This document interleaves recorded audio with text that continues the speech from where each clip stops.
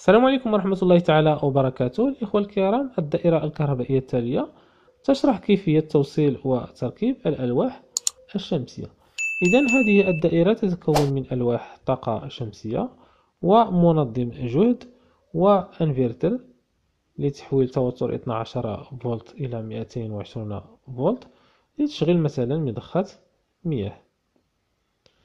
أيضا هذه الدائرة تحتوي على مصابيح إنارة يتحكم بها من خلال قاطعة كهربائية، بالإضافة إلى ديجونكتور وحمل يشتغل على 220 فولت كمضخة مياه مثلا.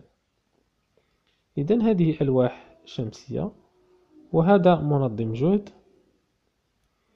هذه بطارية، وهذا انفرتر تحويل 12 فولت إلى 220 فولت. هذه مصابيح كهربائية، وهذا قاطع كهربائي أو ديجونكتور، وهذه مضخة مياه.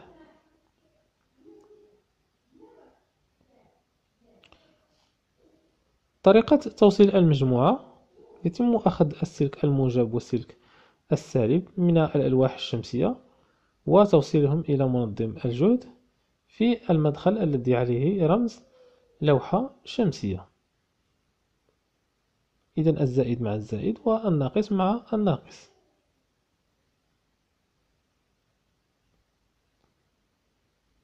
أيضا المدخل الذي عليه رمز البطارية فيتم توصيله مع البطارية، القطب الموجب مع الموجب والقطب السالب مع السالب.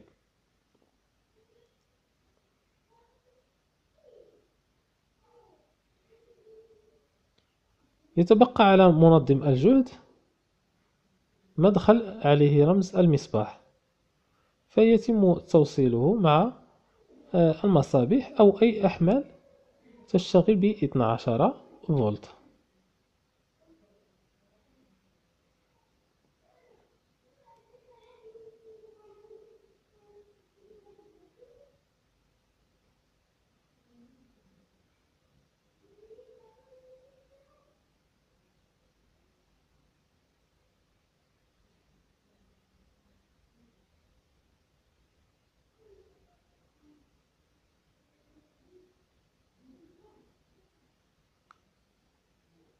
بالنسبة للأجهزة التي تشتغل بجهد 220 فولت فيتم أخذ السلك الموجب والسالب مباشرة من البطارية وتوصيلهم بالانفرتر، ومن مخرج هذا الانفرتر نأخذ أسلاك ونوصلها بديجونكتور أو قاطع كهربائي، ومن القاطع إلى الحمل. مثلا لدينا هنا بهذا المثال مضخة مياه.